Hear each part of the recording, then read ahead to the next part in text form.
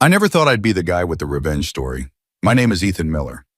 3 years ago, I was just another programmer with big dreams and an even bigger mortgage in Brooksville.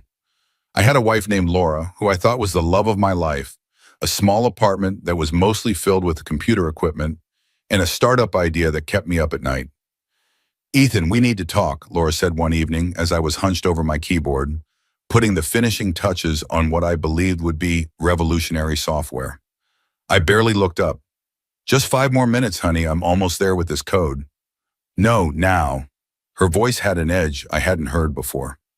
When I finally turned around, I saw her standing there with 2 suitcases. Not one, 2, and she was dressed like she was heading somewhere important. My stomach dropped. What's going on, I asked, though some part of me already knew. Laura set a manila envelope on the coffee table. Divorce papers. I've already signed them. The room seemed to tilt sideways. Divorce? Laura, what are you talking about? We can work through whatever this is. She laughed, and it wasn't the laugh I'd fallen in love with. This one was cold, almost cruel. Work through it? Ethan, we've been working through it for 3 years. I'm done living like this. Done with the promises that your big break is just around the corner. Done with coupon clipping and budget grocery shopping while my friends are vacationing in Europe. I stood up, my project momentarily forgotten. Laura, I'm close.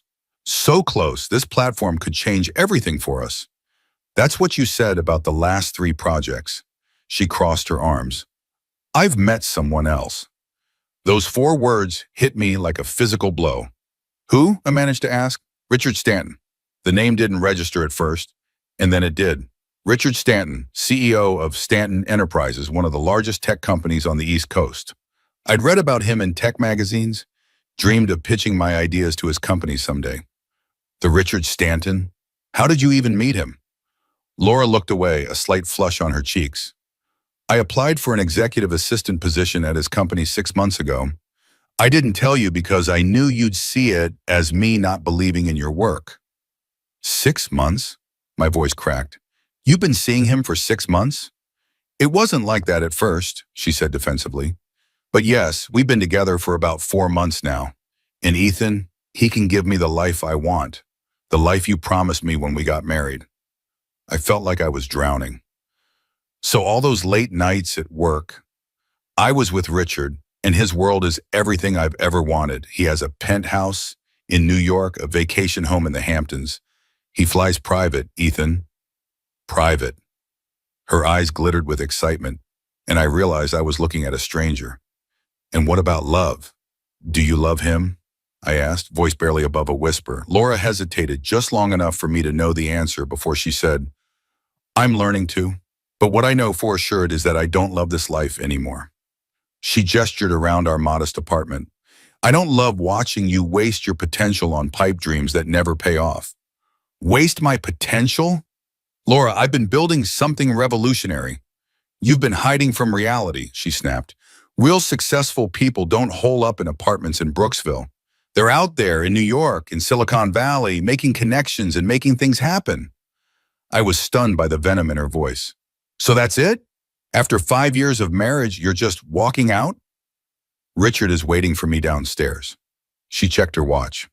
I'll be staying at his place in the city until the divorce is finalized. My lawyer will be in touch about dividing assets, though there's not much to divide, is there? The look she gave me was so full of contempt, it physically hurt. Laura, please, I said, hating the desperation in my voice. Just give me a chance to show you. The platform is almost ready. I've got meetings with investors next week. I've heard it all before, Ethan, and even if by some miracle you do succeed this time, it's too late for us. She picked up her suitcases. Richard knows people, real investors, not the small-time angels you have been chasing. He could have made things happen for you, but you were too proud to even consider asking for help. I wanted to make it on my own merit, and look where that got you, where it got us. She shook her head. Sign the papers, Ethan. Don't drag this out. As she headed for the door, a terrible thought occurred to me. Did you tell him about my platform? About the algorithms I've been developing? Laura paused, her back to me. Richard was interested. He asked questions. I might have shared some details. The betrayal was complete. Not only was she leaving me for another man, but she'd potentially compromise years of my work. You had no right, I said, my voice hardening. That was proprietary information. She turned, and for a brief moment, I thought I saw a flicker of remorse. But then it was gone. It doesn't matter, Ethan. Even if your idea is as good as you think, Richard has the resources to develop it better and faster. That's reality. Get out, I said quietly. Gladly. She opened the door. Oh, and Ethan, Richard says men like you are a dime a dozen in this industry. Ideas are worthless without the capital and connections to back them up. You should remember that. And then she was gone, leaving nothing but the scent of her expensive perfume and divorce papers on my coffee table. I stood there for what felt like hours, my world collapsing around me. Then I slowly walked to the kitchen and pulled out the bottle of Johnny Walker Black that we'd been saving for a special occasion. This wasn't what we'd had in mind, but it seemed appropriate now. 3 glasses in, I was numb enough to think straight. Laura hadn't just broken my heart, she'd put my entire future at risk. If Stanton used my algorithms, years of work would be worthless. I'd be competing against my own creation, backed by one of the biggest tech companies on the East Coast. I dialed my friend Marcus, who worked in IP law. She told him what? Marcus exclaimed after I explained the situation. Ethan, that's a major breach of confidentiality. Did she sign an NDA when you started developing this? No, I admitted. She's my wife, was my wife. I didn't think I needed one. Rookie mistake, Marcus sighed. But all isn't lost. Document everything. When you started development, what specific proprietary elements you created, timestamps of code commits. If Stanton releases anything resembling your platform, we can still make a case. But that would mean years of litigation against a company with bottomless pockets for legal fees. One battle at a time, Marcus advised. First, finish your platform. Get it to market. Establish yourself. Then we worry about Stanton. After we hung up, I looked around the apartment that suddenly felt too empty, too quiet. Laura's words echoed in my head. Men like you are a dime a dozen. That night, I made a decision. I wouldn't just finish the platform. I'd make it better than anything Richard Stanton could imagine. And then I'd make him pay for taking my wife and trying to steal my future. The next morning, I woke up with a pounding headache and burning determination. The divorce papers still lay untouched on the coffee table. They could wait. I had more important matters to handle. On the 4th day of a coding marathon fueled by rage and caffeine, my doorbell rang. A courier delivered a package from Stanton Enterprises containing a check for $50,000 and a condescending letter acknowledging conceptual similarities between my work and their upcoming platform. I stared at the check, fury rising in my chest. $50,000. That's what Richard Stanton thought my years of work were worth. That's the price he put on stealing my ideas and my wife. I ripped the check into confetti, then grabbed my phone. James, I said when my potential angel investor answered, I'm ready to show you the platform. Tomorrow, 9 a.m. 2 days later, I sat across from James Wright, a veteran tech investor known for taking chances on unconventional startups. I'd worked through the night to prepare the demo, pushing myself past exhaustion to make sure every feature was perfect. So, Ethan, James said after the initial pleasantries, Laura won't be joining us. She usually sits in on these meetings. I hadn't told many people about the divorce yet. No, we're separated. James raised an eyebrow. I'm sorry to hear that. Recent? Very. I cleared my throat, but that won't affect the project. If anything, I'm more committed than ever to making this work. I see. James studied me for a moment. Well, let's see what you've got. I launched into my presentation explaining how my predictive analytics platform could process unstructured data faster and more accurately than anything currently on the market. As I demonstrated the software, James's interest visibly grew. This is impressive, Ethan, he said when I finished. But I heard rumors that Stanton Enterprises is working on something similar, scheduled to launch within the next quarter. My heart sank. Richard was moving fast. Mine is better, I said firmly, and I can prove it. How? Give me access to a data set, any data set. Let me show you what this platform can do in real time. James considered this, then pulled out his phone. After a brief call, he had his assistant email over a massive data set from one of his portfolio companies. customer behavior patterns that had been proving impossible to analyze effectively. "Show me what you can do with this," he challenged. I imported the data into my platform, set the parameters, and let the algorithms work their magic. Within minutes, patterns began to emerge, clear correlations and predictive insights that would have taken weeks to find using conventional methods. James leaned forward, his eyes wide. "That's remarkable." "This is just the beginning," I said. "With proper funding, I can expand the capabilities even further." By the end of the meeting, James wasn't just interested, he was excited. "I'm prepared to offer $2 million in seed funding for 15% equity," he said. "But I need you to move fast. If Stanton beats you to market," "They won't," I promised. "And James, I need something else. Connections. I need to be introduced to the right people, not just for the business, but to build a profile. I want the tech world to know who's behind this platform." James smiled. "That, Ethan, might be even more valuable than the money. Consider it done." As I walked out of his office with a signed term sheet, I felt something I hadn't experienced since Laura left. Hope, and something else. The first stirrings of a plan that went beyond just succeeding. A plan to take everything from Richard Stanton, just as he had taken everything from me. Over the next 3 months, I barely left my apartment, except for meetings with James and his network. I renamed the company Miller Analytics, incorporated in Delaware, and assembled a small but brilliant team of developers who could help refine the platform. The divorce was finalized with minimal fuss. Laura didn't want anything from our modest assets, clearly confident that her future with Richard would provide all she needed. I signed the papers without reading them, already focused on what came next. 6 months after Laura walked out, Miller Analytics launched at TechCrunch Disrupt to rave reviews. James had coached me on my presentation, helped me polish my image.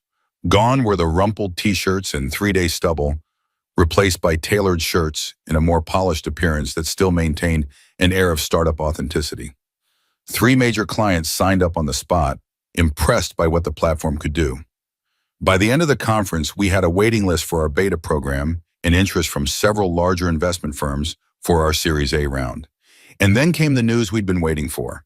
Stanton Enterprises announced a delay in the launch of their analytics platform, citing technical challenges. The rumor mill suggested their algorithms weren't performing as expected. I knew why. They tried to reverse engineer my ideas based on what Laura had told them, but without the full picture, they'd hit walls they couldn't overcome. The core innovations remained mine alone. James called me the day after the announcement. "You did it, kid. Stanton's floundering and you're the talk of the industry. But now you need to decide, do you want to grow steady and solid, or do you want to go big?" "Big," I said without hesitation. "I want to go to New York." 2 weeks later, Miller Analytics opened a sleek office in Manhattan, just 10 blocks from Stanton Enterprises headquarters. It was a deliberate choice. I wanted Richard to know I was in his territory now. I became obsessed with growth, working relentlessly while pushing my team to their limits.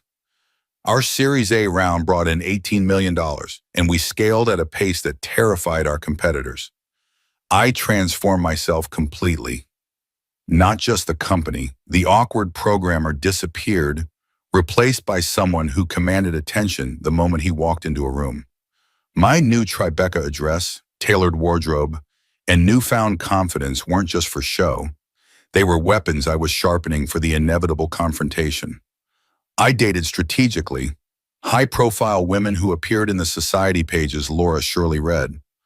I wanted her to see exactly what she'd walked away from. 9 months after our launch, Miller Analytics had grown to a team of 50 with a client list that included Fortune 500 companies and a valuation approaching $200 million. We were directly competing with Stanton Enterprises for contracts and winning more often than not. Then came the moment I'd been both dreading and anticipating, an invitation to speak at the annual Tech Innovation Summit, where Richard Stanton was also scheduled to present. We would be on the same stage on the same day. The night before the summit, I couldn't sleep. I stood at the window of my hotel suite, looking out at the Manhattan skyline, mentally rehearsing what I would say if we came face to face. Would he even know who I was? Had Laura told him about her ex-husband's new company? The next morning, I arrived early, sat through the opening keynotes, and waited for my slot. Richard was scheduled to speak right after me, a programming decision that couldn't have been more perfect if I'd arranged it myself. When I took the stage, the room was packed. I launched into my presentation, explaining how Miller Analytics was revolutionizing predictive data analysis across industries. The audience was engaged, asking thoughtful questions. And then, as I was wrapping up, I saw him, Richard Stanton, standing at the back of the room, watching me with a frown. Next to him was Laura, looking stunning in a designer dress that probably cost more than my first car. Our eyes met briefly, and I saw shock register on her face. She hadn't expected this version of me, confident, successful, commanding the room.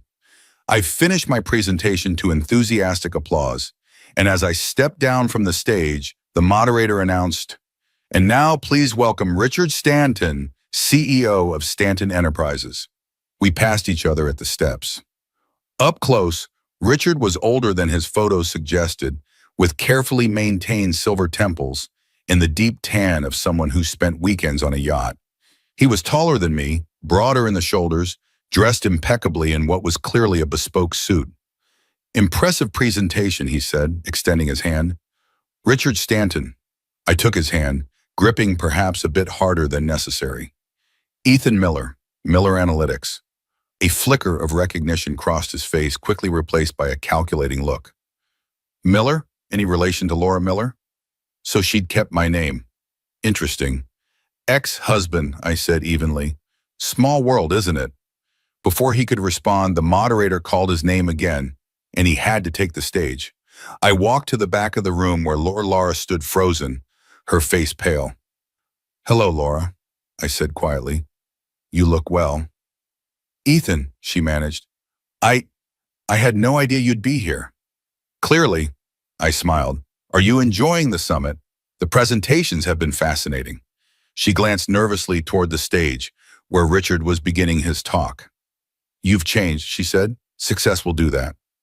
"I meant to reach out, after I heard about your company, to congratulate you." "Did you?" I kept my tone light. "Well, better late than never." She lowered her voice. "Does Richard know who you are? Who you really are?" "He does now." I nodded toward the stage. "But don't worry, I didn't mention how helpful you were in sharing my early algorithms with his team. That can be our little secret." She blanched. "Ethan, that wasn't what you intended? Wasn't supposed to matter because I was just a small-time programmer who would never amount to anything." I shrugged. Water under the bridge now. On stage, Richard was struggling. His presentation lacked the energy and innovation of mine, and the audience could sense it. The questions were more challenging, less engaged. "Your husband seems to be having a rough time up there," I observed. "Stanton Enterprises has had a few setbacks lately, I hear." Laura's eyes narrowed. "What are you doing, Ethan?" "Building a successful company. Isn't that what you always wanted?" "You know what I mean. Are you deliberately targeting Richard's business?" I laughed softly. "Paranoid, aren't we? The tech world is competitive. May the best platform win." Richard finished his presentation to polite but subdued applause. As he made his way back to us, I saw the tension in his shoulders, the forced smile that didn't reach his eyes. "Darling," and he said to Laura, barely acknowledging me, "we should get going. We have that dinner." "Of course." Laura took his arm, but her eyes stayed on me. "It was unexpected to see you, Ethan." "I'm sure we'll be seeing more of each other," I said pleasantly. "New York is a small town in some ways." Richard gave me a curt nod. "Miller, good luck with your startup." "Oh, we're well past the startup phase," I corrected him. "But thank you. Good luck with your, what did the press call it?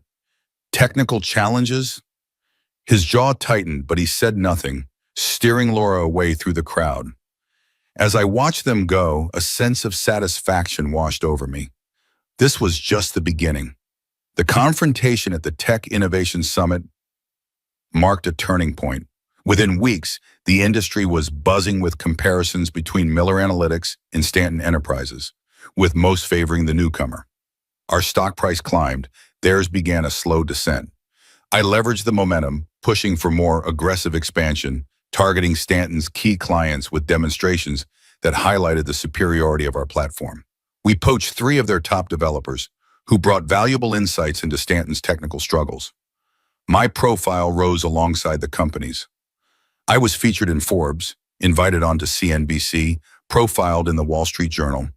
I made sure each piece mentioned my humble beginnings in Brooksville, the bootstrapped nature of Miller Analytics' early days, a subtle contrast to Richard Stanton's silver spoon background.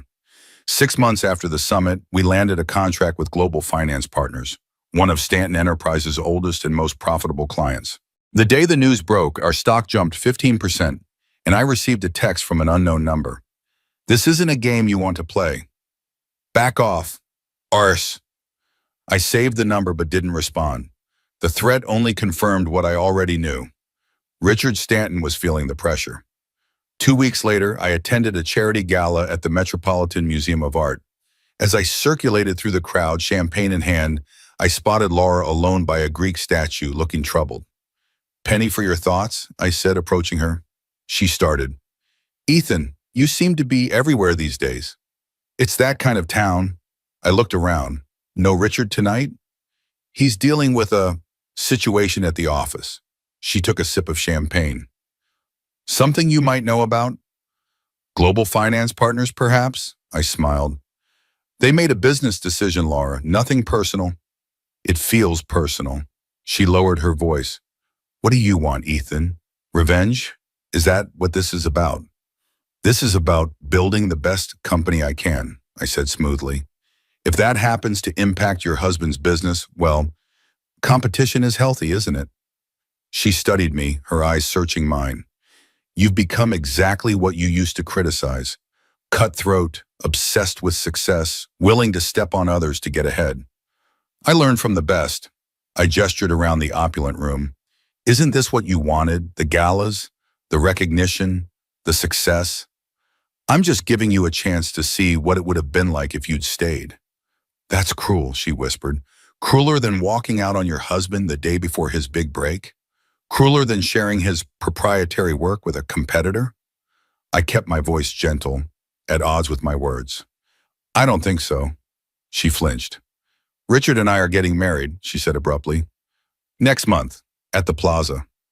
I raised an eyebrow. "Congratulations. I'm sure it will be beautiful. I want you to stop this, whatever it is you're doing, as a wedding gift." I laughed. "Now who's being cruel?" "No, Laura, I'm just getting started." She gripped my arm. "Richard is dangerous when he's cornered, Ethan. You don't know what he's capable of. Neither does he know what I'm capable of." I removed her hand gently. "Enjoy the rest of your evening. Give my best to the groom." As I walked away, my phone buzzed with a text from my CFO. "We need to talk. Stanton's making moves." The game was escalating. The next morning, I learned what Richard's moves entailed. Stanton Enterprises had filed a lawsuit against Miller Analytics, claiming intellectual property theft and corporate espionage. The irony was almost comical. "They have nothing," Marcus assured me after reviewing the filing. "This is a desperation play, meant to spook your investors and slow your momentum." "Can we counter?" I asked. "With pleasure," Marcus grinned. "We'll file a countersuit alleging that Stanton's delayed analytics platform was actually based on your work, shared without authorization during your marriage to Laura." "That would drag her into it," I noted. "Does that bother you?" I thought about it. No, she made her choice. The legal battle made headlines, adding fuel to the already intense rivalry between the companies. Our stock took a temporary hit, but recovered quickly when several industry analysts published pieces questioning Stanton's claims and praising Miller Analytics innovations. 3 days after the lawsuit was filed, I received an invitation in the mail. Thick cream paper with gold embossing. "Mr. and Mrs. Richard Stanton request the pleasure of your company at their wedding." Inside was a handwritten note from Laura. "Ethan, I'd love for you to see what real success looks like. No hard feelings? L." The sheer audacity took my breath away. Was this some kind of twisted olive branch? Or a calculated move to show me that despite our legal battle, she and Richard were untouchable? Either way, it presented an opportunity I couldn't ignore. I RSVP'd with a simple, "Ethan Miller +1 will attend." Then I called my investment team. I want to know everything about Stanton Enterprises' financial situation, board members, shareholders, outstanding loans, everything. Are we looking at an acquisition? My CFO asked. Something like that. What I discovered was fascinating. Despite the outward appearance of success, Stanton Enterprises was overleveraged. Richard had been taking risks, expanding too quickly, and the company's stock was vulnerable. The lawsuit against us was likely a smokescreen to distract from their weakening position. With the right strategy, at the right time, a takeover was possible.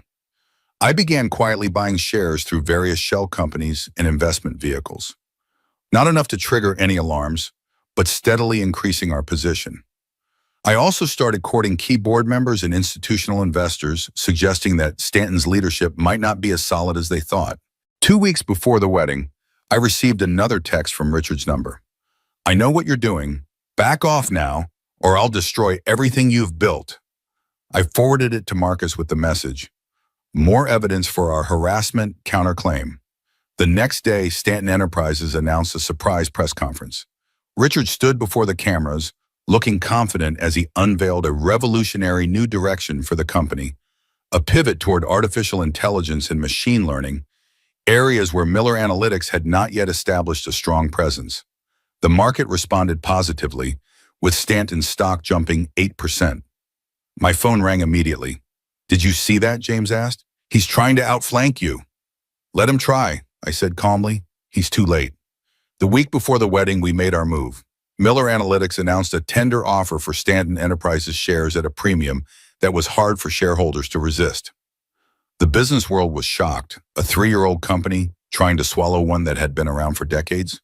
But what they didn't know was that we already controlled nearly 30% of the shares, and we had commitments from enough other shareholders to push us over the 50% mark.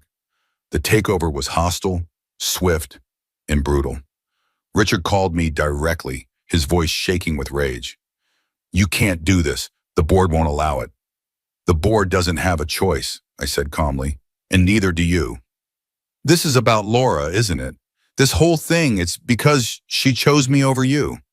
"This is business, Richard. You tried to steal my work, threatened me, sued my company. Did you really think there wouldn't be consequences?" "I'll fight this," he promised, "with everything I have." "You don't have much left," I pointed out. "But hey, look on the bright side. You still have the wedding to look forward to." "Speaking of which, I'm looking forward to meeting your board members in a more social setting." I hung up before he could respond. The timing wasn't coincidental. I wanted Richard distracted, off balance, and humiliated right before his big day, but I didn't want to stop the wedding. No, I very much wanted that to proceed because I had one more card to play. The day of the wedding dawned bright and clear. I dressed carefully in a custom Tom Ford suit, selected a platinum Patek Philippe watch, a recent indulgence, and had my driver take me to the plaza. My plus one was Jessica, my VP of operations. Not a romantic date, but a shrewd businesswoman who understood exactly what today was about. "Remember," I told her as we pulled up to the hotel, "we're not here to make a scene. We're here to observe."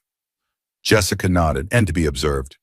The plaza's ballroom was transformed into a floral wonderland, with white orchids and roses everywhere. A string quartet played softly as guests in designer finery mingled. I recognized faces from magazine covers and business news. Richard had invited the cream of New York society. When Laura walked down the aisle in a Vera Wang gown that probably will cost more than our first apartment, I felt nothing. Not anger, not loss, not even satisfaction at what was about to happen. Just a curious detachment, as if I were watching a movie about someone else's life. Richard beamed at his bride, looking every inch the successful businessman in his bespoke tuxedo. He didn't notice me sitting quietly in the middle row, nor did he seem aware that several of his board members kept glancing nervously at their phones. The ceremony was brief and tasteful. They exchanged vows, rings were presented on a silk pillow, and they sealed their union with a kiss as guests applauded. I clapped politely along with everyone else. It was during the reception that things began to unravel. Richard and Laura were making the rounds, accepting congratulations, when Richard's phone buzzed. He checked it, frowned, and excused himself. Minutes later, he returned looking pale, I sipped my champagne and watched as he whispered urgently to one of his executives. More phones began to buzz. The business crowd at the wedding was starting to realize something was happening. And then Richard saw me. Our eyes met across the room and I raised my glass in a silent toast. The confusion on his face quickly morphed into shock as recognition dawned, followed by something darker. He started toward me, but was intercepted by another board member who showed him something on a tablet. Richard's face drained of all color. The news was breaking. Miller Analytics had successfully acquired a controlling interest in Stanton Enterprises. Effective immediately, the board would be restructured, with myself as the new chairman. In other words, I now owned Richard's company. Laura, still floating on her bridal bliss, seemed oblivious to the business drama unfolding around her. She continued chatting with guests, showing off her ring, accepting compliments on the beautiful ceremony. I decided it was time to offer my personal congratulations. Laura, du har måste gälla, I said, approaching her with a warm smile. You look beautiful. She turned, and the shock on her face was priceless. Ethan, I didn't think you'd actually come. And miss your big day? Never. I kissed her cheek, breathing in the same expensive perfume she'd been wearing the day she left. Marriage is a serious commitment, almost as serious as business. Her eyes narrowed slightly. What are you doing here, Ethan? Really? I was invited. I held up my hands innocently, and I wanted to see how the other half lives. Very impressive. She studied me, taking in the suit, the watch, the confidence that hadn't been there before. You've changed. Success will do that. I heard your company was doing well. She glanced around. Is that your date? She's pretty. Jessica, she's my VP of operations. Brilliant woman. I smiled. Speaking of operations, have you checked on your husband? He seems a bit preoccupied. Laura frowned and looked across the room where Richard was now surrounded by a group of agitated men in suits. What's going on over there? Just some business news breaking. Nothing that should ruin your special day. I took another sip of champagne. Tell me, Laura, are you happy? Did you get everything you wanted? She seemed taken aback by the question. Of course I am. Richard gives me everything I could ever ask for. Everything has a price, I said mildly. I learned that from you. Before she could respond, Richard appeared at her side, his face a mask of barely controlled rage. Laura, we need to talk, now. Richard, what's wrong? It's our wedding reception. Ask him, Richard snarled, glaring at me. I extended my hand. Richard Stanton, we've never formally met, though I feel like I know you. Congratulations on your marriage. He ignored my hand. You orchestrated this, today, of all days. Orchestrated what? Laura looked between us, confused. He's taken over the company, Richard said through gritted teeth. A hostile takeover, announced right in the middle of our wedding reception. Laura's eyes widened as she turned to me. You did what? I shrugged. Business is business. Timing is everything. Isn't that what you told me, Richard? Through Laura, of course. You son of a... Richard, Laura hissed. Not here, everyone's watching. And they were. The elegant wedding reception had transformed into something else entirely, with guests whispering and pointing, phones out as they read the breaking news. The fairy tale wedding was now a business scandal in the making. We should discuss this privately, I suggested.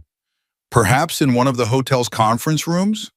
My team has prepared a transition plan that's quite generous, all things considered. Richard looked like he might explode. You think I'm just going to hand over my company? The company I built from nothing? You don't have a choice, I said calmly. The shareholders have spoken, but I'm willing to keep you on in an advisory capacity if you're interested. An advisory capacity? He repeated incredulously. At my own company? My company now, I corrected him. Though technically it belongs to the shareholders, and they've lost confidence in your leadership. Laura was staring at me like she'd never seen me before. Ethan, how could you do this, today of all days? How could I? I laughed softly. Laura, you left me for this man the day before I secured the funding that changed my life. You shared proprietary information about my platform with him. And then you had the audacity to invite me to watch you marry him. Did you really think I would just sit back and applaud? Richard's eyes narrowed. What proprietary information? Laura, what is he talking about? A flash of guilt crossed Laura's face. It wasn't like that, Richard. I just mentioned his project in passing. She told you enough that you were able to incorporate elements of my technology into your latest analytics platform, I said. Not enough to replicate it entirely, but enough that your lawyers should have raised intellectual property concerns. Richard turned to Damar. Is this true? I might have described some aspects of his work, but you didn't think it mattered, I finished for her. Because I was just a small-time programmer with big dreams, right? A nobody from Brooksville who would never amount to anything. The color drained from Laura's face. That's not fair. Life rarely is. I straightened my tie. Now, if you'll excuse me, I should mingle with my new board members. We have a lot to discuss about the future of Stanton, or should I say, Miller Stanton Enterprises. As I turned to leave, Laura grabbed my arm. Ethan, wait, can we talk? Privately? I looked down at her hand, then back at her face. I think we've said everything that needs to be said. Please, she whispered. 5 minutes. Richard was already being pulled away by his frantic team, too distracted by the business catastrophe to notice his new bride slipping away with me. I followed Laura to a small balcony off the main ballroom. The New York skyline spread out before us, lights twinkling in the early evening. Say what you need to say, I told her, keeping my distance. Laura took a deep breath. I'm sorry for how things ended between us, for what I said that day. Which part? The part where you called me a failure, or the part where you betrayed my trust by sharing my work with your new boyfriend? She winced. All of it. I was unhappy, Ethan. I felt stuck in a life that wasn't going anywhere. And now, are you happy with the life you chose? She looked back toward the reception, where chaos was still unfolding. I thought I was. Until the money and power were threatened, I noted. Interesting how that works. That's not fair. I didn't marry Richard for his money. I raised an eyebrow. Not just for his money, she amended. He was stable, established. He knew what he wanted and how to get it. And I didn't? You had dreams, Ethan. Beautiful dreams, but dreams don't pay the bills. I gestured to myself. Does this look like a dream to you? Miller Analytics is valued at over $1 billion. We employ 300 people, and now we own Stanton Enterprises. Laura looked at me with new eyes. I didn't know it would happen so fast. When I heard your company was doing well, I don't know what I thought. That I'd had a moderate success, that I'd finally gotten my little project off the ground. I shook my head. You never believed in me, Laura, not really. That's not true, she protested. I supported you for years, until something better came along. I leaned against the balcony railing. Why did you invite me to the wedding? The real reason. She looked away. I don't know, maybe I wanted you to see that I was happy. Maybe I wanted closure. Or maybe you wanted to rub your new life in my face, I suggested, to prove that you'd made the right choice by leaving. Maybe, she admitted quietly. I didn't expect this. She gestured vaguely toward the reception. What happens now, Ethan? Now, Richard has two choices. He can fight a losing battle to keep control of his company, or he can accept my generous transition package and walk away with his dignity somewhat intact. And us? What about us? There was a vulnerability in her voice I hadn't heard in years. I studied her for a moment. The woman I had once loved more than anything. The woman who had broken my heart and inadvertently set me on the path to where I stood today. There is no us, Laura. There hasn't been for a long time. But there could be, she said, stepping closer. We could try again. Things are different now. You're different. I almost laughed. You're married as of about an hour ago. Marriages can be annulled, she said quickly. Richard and I, it's complicated. And now, with everything that's happened, let me get this straight, I said slowly.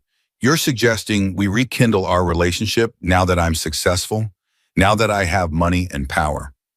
She flushed. That's not fair. I always cared about you, Ethan.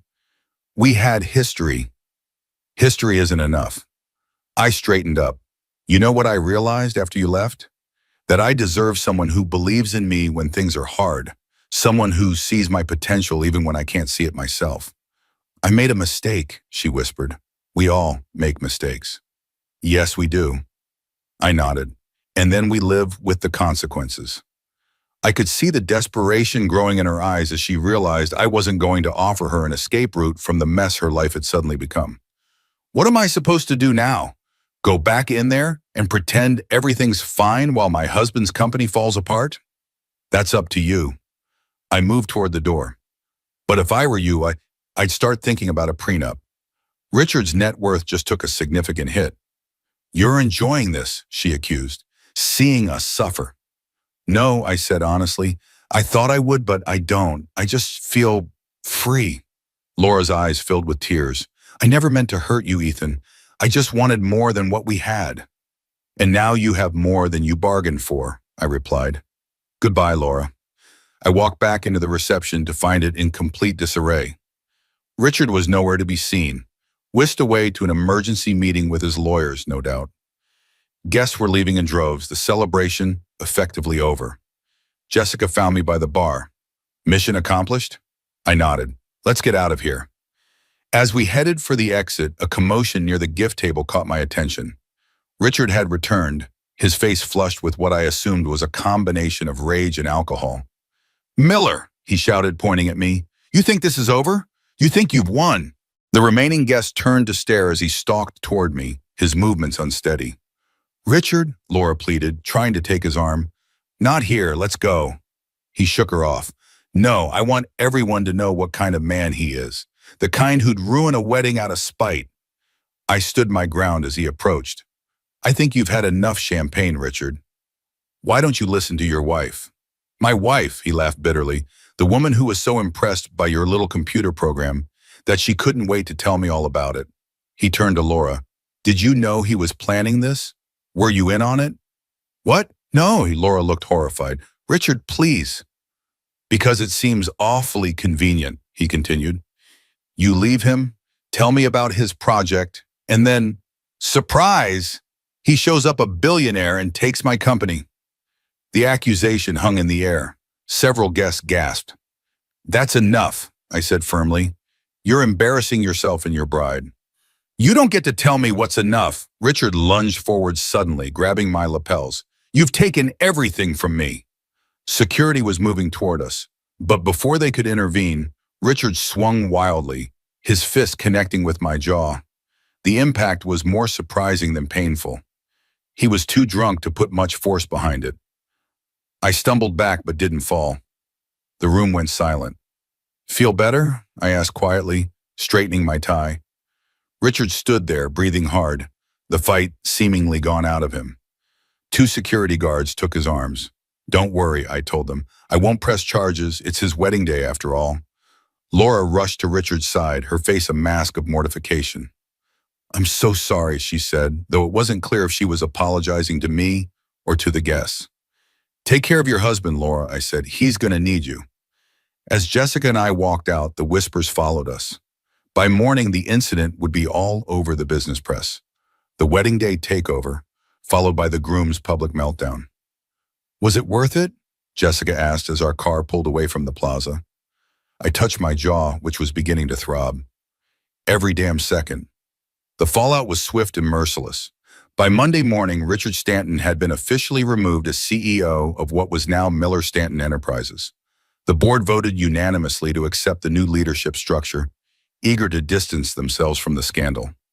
Richard's downfall was spectacular. His scathing interviews on financial networks only made him look unhinged, his accusations increasingly desperate. Within months, his reputation was in tatters, his social circle evaporated, and his other business interests began to crumble. The last I heard, he'd retreated to his house in the Hamptons, drinking heavily and refusing visitors. Laura filed for divorce 3 months after the wedding. The prenup she'd signed limited her settlement significantly, and without Richard's fortune, she disappeared from the social scene entirely. Rumor had it she'd moved back to her hometown, her dreams of luxury and status permanently shattered. As for me, Miller Stanton Enterprises flourished beyond expectation. The predictive analytics platform that started in my tiny apartment was revolutionizing how businesses around the world operated. The company that nearly died in my Brooksville apartment now employed thousands. Occasionally, I'd receive messages from Laura. Attempts at reconciliation, apologies, pleas for help. I never responded. Some bridges, once burned, can't be rebuilt. At my next board meeting, someone asked if we'd ever dropped the Stanton from our company name. Never, I replied with a smile. It's important to remember where we came from and where some people ended up.